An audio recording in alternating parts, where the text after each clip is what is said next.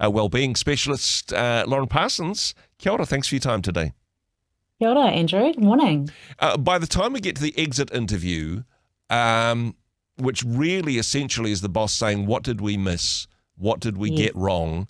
It's too late to unscramble the omelette and try and get it back in the eggshell, right? That is not, well, I don't think that strategy is ever worked. But what can we do ahead of the exit interview, which means that we might not need to have one?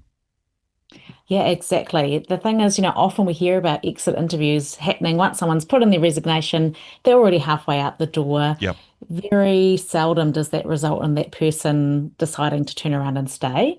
And so, what we can do ahead of time is actually have what is called staying interviews, Okay. which is where we ask those similar questions, but we're doing it in advance. We're making it part of our routine as a team leader, as a frontline leader. So, it's something I actually recommend doing, say, every 6 to 12 months, hmm getting together with people, whether you call it a staying interview or just a connection chat, but actually asking some of those deeper, more meaningful questions about what is helping that person feel or not feel so satisfied Yep. in their role. I mean, you probably don't call them staying interviews. Certainly don't have that pop up as in the meeting reminder. Might give some people ideas, but I mean, whilst it's good to have exit interviews, it's good to learn in the process and say what did we get wrong. This type of interview is what can we avoid getting wrong, really, isn't it? Yeah, exactly. And it's about having the courage to ask some really tough questions. It's one of the things I talk about in my book, Thriving Leaders, Thriving Teams. So I'm just going to refer to that. Yep. It's questions like, what do you love most about working here? And what do you dislike? hmm What is, if we could change one thing about your work or your role, what would that be? Yep. Or I really love this one. If you could share one idea with the CEO, what would that be? Things like Wow. what brings joy in your work? What is it that sucks the joy out of your work? I've got a whole range of different example questions there. And the idea is really that you're using this as a really open, frank, honest conversation, Mm. and that then that feedback is coming through. And it may be that some of it you can actually take action on immediately. Yep. Maybe that some of it needs to go back to the leadership team to be discussed. Maybe some positive changes can be made. Or potentially someone can just vent and share how they're feeling. Maybe nothing necessarily changes immediately, but at least they've expressed their opinion, which, we know is really fulfilling as well.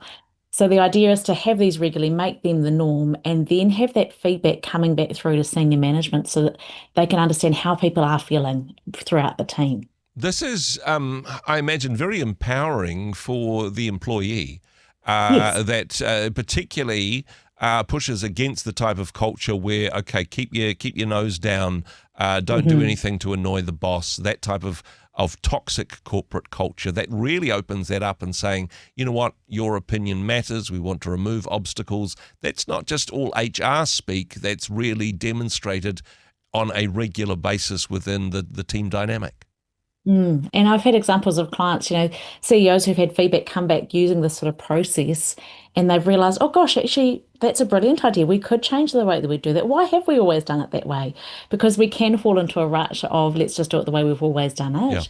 And the best people often to suggest changes, improvements, enhancements are those people working at the coalface, doing things in and out, perhaps wondering, why do we always do it this way? And Yeah. so it really just allows for this faster process of innovation and improvement, higher satisfaction. Obviously, we want to look after our staff. There's lots of things that factor into staff satisfaction and morale, Yeah. but this can be a really great way to create a safe platform.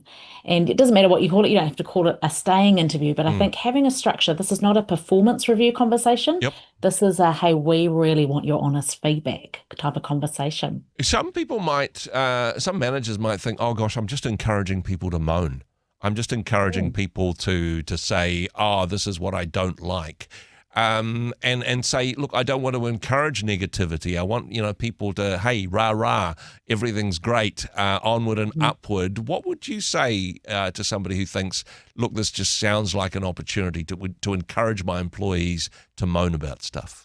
Yeah, I would say it's far better to have them giving you that feedback directly and hopefully in a helpful, constructive way rather than just talking to others about it. Because you can Yeah. be sure that if people are unhappy with how things are, if they're not talking to you about it, they'll probably be talking to others behind your back, perhaps Yeah. even outside of the workplace.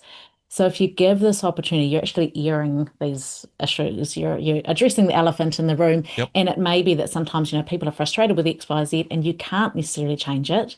But if you can acknowledge that, yes, I know that this exists and we've just got to still push through until this horizon or whatever the thing is, or perhaps there are some things that you could tweak or change that you just weren't aware of that actually make a big difference for that individual. So I just think it's so much better to have an open and honest conversation Oh, about it. it is in theory, but it does take a bit of bravery, doesn't it? That Yes. you need to Yeah. be quite robust and secure in your own identity as a team leader to be able to say, "Hey, yeah, bring it on. I want to hear what you don't like about your terms and conditions or about my leadership style."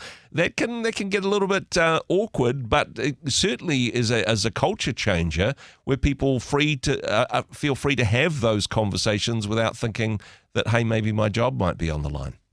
Yeah, absolutely. Yeah. So I recommend putting some structure around it, maybe every 6 months or at least every 12 months, set a time for these conversations. And you might just call it a deep dive conversation or let's get real chat Yep. and have some structure. I have a couple of templates of different questions that you can ask, if you're doing it 6 monthly, so they're different at different points in time. Mm. And then the key thing is have some system so that feedback isn't going nowhere. Yeah. Because there's nothing worse than sharing feedback as a team member and then seeing nothing change. That can be really demotivating. So have a way for managers to summarize it and pass it through to the senior leadership team so that actually action can be taken. Hey, more details, of course, about this, Lauren Parsons, wellbeing.com. And Lauren, you mentioned your book as well. There's a specific section in the book people can find out more, and people can get hold of a copy of that book at laurenparsonswellbeing.com. Sure can. And you can also head to the website if you go to Thriving Leaders, thrivingteams.com. You're welcome to download the first chapter complimentary to check it out. Very good. Thanks very much for joining us today. Thank you. Hey, thanks very much for joining us in the Rhema studio. Thanks very much for watching the interview.